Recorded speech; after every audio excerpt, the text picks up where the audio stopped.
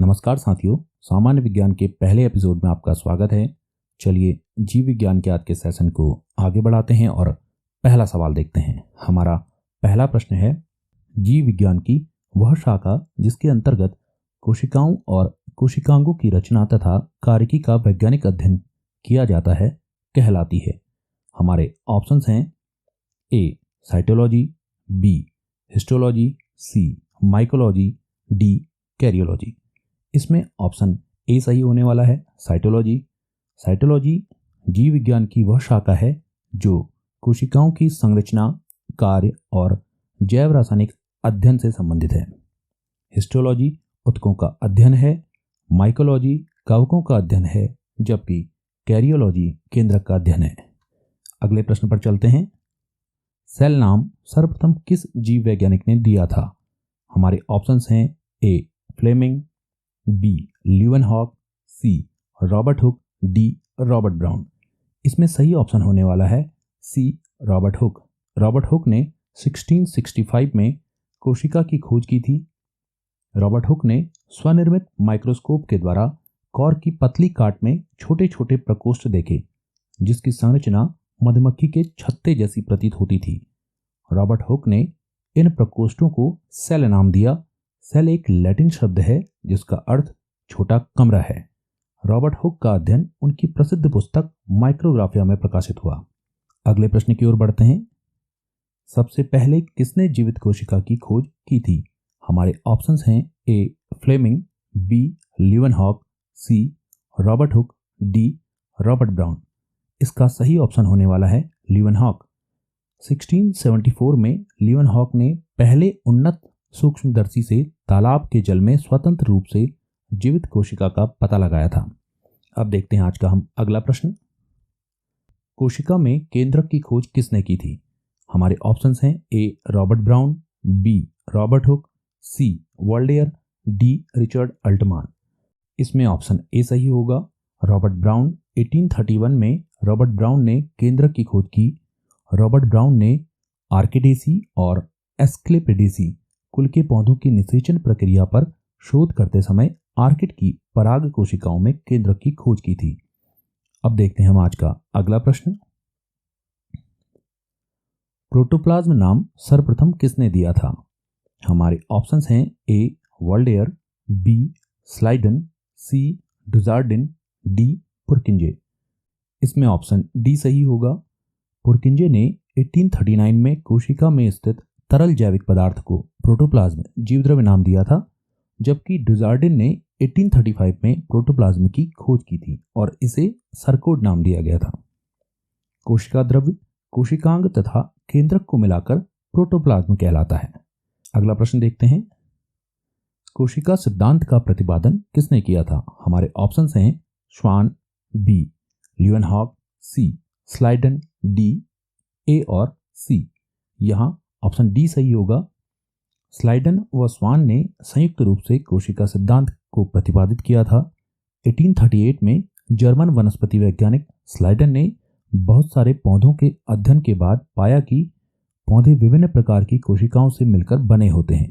1839 में ब्रिटिश प्राणी वैज्ञानिक स्वान ने विभिन्न जंतु कोशिकाओं के अध्ययन के बाद पाया कि प्राणियों का शरीर कोशिकाओं से मिलकर बना होता है। अब देखते हैं हम आज का अगला प्रश्न। किस वैज्ञानिक ने बताया कि सभी कोशिकाएं पूर्ववर्ती कोशिकाओं से बनती हैं? हमारे ऑप्शंस हैं ए श्वान, बी स्लाइडन, सी विर्चो, डी वॉल्डेयर। यहाँ ऑप्शन सी सही होगा। विर्चो ने 1855 में पहली बार रुडोल्फ विर्चो ने स्पष्ट किया कि कोशिकाएं विभाजित होती हैं और नई कोशिकाओं का निर्माण पूर्ववर्ती कोशिकाओं के विभाजन से होता है। विर्चो ने स्लाइडन व स्वान के कोशिका सिद्धांत को आगे बढ़ाया था। अब बढ़ते हैं हम आज के अगले प्रश्न पर। केंद्रिका की खोज सर्वप्रथम किसने की थी? हमारे ऑप्शंस हैं Robert Brown, Robert Hooke, Felice Fontana, Richard Altmann. यहाँ ऑप्शन सी सही होगा। फेलिक फोंटाना ने केंद्रिका की खोज 1774 में की थी। केंद्रक का लगभग 25% भाग केंद्रिका का होता है। केंद्रिका प्रोटीन और राइबोन्यूक्लिक एसिड से बनी होती है। केंद्रिका कोशिका में प्रोटीन के निर्माण में महत्वपूर्ण भूमिका निभाती है। अगले प्रश्न पर चलते हैं। क्रोमेटिन नाम किसके द्वारा दिया गया था? हमारे ऑप्शंस हैं ए वॉल्थर फ्लेमिंग, बी कार्ल नेगेली, सी वोल्डेयर, डी बेंडा। यहाँ ऑप्शन ए सही होगा। वॉल्थर फ्लेमिंग ने केंद्रक में मौजूद धागे जैसी संरचना को क्रोमेटिन नाम दिया। क्रोमेटिन धागे के समान रचनाओं वाला एक जाल है। यह एक आनुवंशिक सामग्री है जिसमें डीएनए, आरएनए और संबंधित प्रोटीन शामिल होते हैं। कोशिका विभाजन के समय क्रोमेटिन गुणसूत्र में संगठित हो जाते हैं। अगले प्रश्न पर चलते हैं। गुणसूत्र क्रोमोसोम शब्द किसने दिया था? हमारे ऑप्शंस हैं ए वॉटसन, बी वोल्डेयर, सी बोवेरी, डी विर्चो। यहाँ ऑप्शन बी सही होगा। 1888 में डब्ल्यू वोल्डेयर ने क्रोमोसोम शब्द दिया था।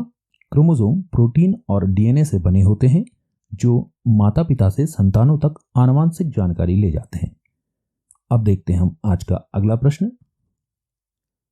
निम्न में से प्रोकैरियोटिक कोशिका की एक विशेषता नहीं है। ऑप्शन ए है सुस्पष्ट केंद्र की क्षेत्र, ऑप्शन बी है झिल्ली युक्त कोशिका अंगकों की अनुपस्थिति, ऑप्शन सी केवल एक गुणसूत्र पाया जाता है और ऑप्शन डी है इनका आकार 1 माइक्रोन से 10 माइक्रोन के मध्य होता है। इसमें ऑप्शन ए सही होगा। प्रोकैरियोटिक कोशिकाओं में केंद्रक झिल्ली के अभाव के कारण केंद्र की क्षेत्र सुस्पष्ट नहीं होता है। इस प्रकार की कोशिकाओं को प्रारंभिक कोशिकाएं कहा जाता है। इन कोशिकाओं में झिल्ली युक्त अंगक जैसे क्लोरोप्लास्ट, गोल्जी बॉडी, माइटोकॉन्ड्रिया तथा अंतःद्रव्य जालिका नहीं पाए जाते हैं। प्रोकैरियोटिक कोशिकाओं में 70S प्रकार के राइबोसोम पाए जाते हैं।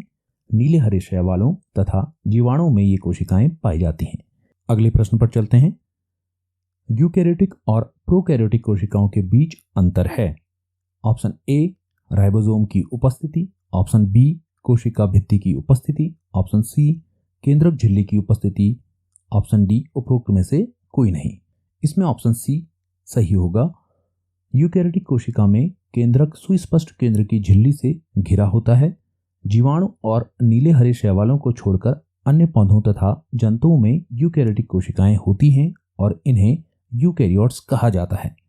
यूकैरियोटिक तथा प्रोकैरियोटिक कोशिका में डीएनए पाया जाता है, परंतु यूकैरियोटिक कोशिकाओं में प्रोकैरियोटिक कोशिकाओं की तुलना में अधिक डीएनए होता है, क्योंकि यूकैरियोटिक कोशिकाएं आनुवंशिक रूप से प्रोकैरियोटिक कोशिकाओं की तुलना में अधिक जटिल होती हैं। अगले प्रश्न पर चलते हैं। प्रोकैरियोटिक कोशिकाओं में राइबोसोम होते हैं ए 70S, बी 80S, सी 60S plus 40S, D 50S plus 40S। इसमें ऑप्शन ए सही होगा। प्रोकैरियोटिक कोशिकाओं में 70S प्रकार का राइबोसोम पाया जाता है। राइबोसोम महत्वपूर्ण कोशिका अंगक है जिनका कार्य प्रोटीन को संश्लेषित करना है। 70S राइबोसोम 30S और 50S उप इकाइयों से बने होते हैं। अब देखते हैं हम आज का अगला प्रश्न। यूकैरियोटिक कोशिकाओं में राइबोसोम होते हैं ए 70S, बी 80S, सी 60S plus 40S, D 50S plus 40S। यहाँ ऑप्शन बी सही होगा। यूकैरियोटिक कोशिकाओं में 80S प्रकार का राइबोसोम पाया जाता है।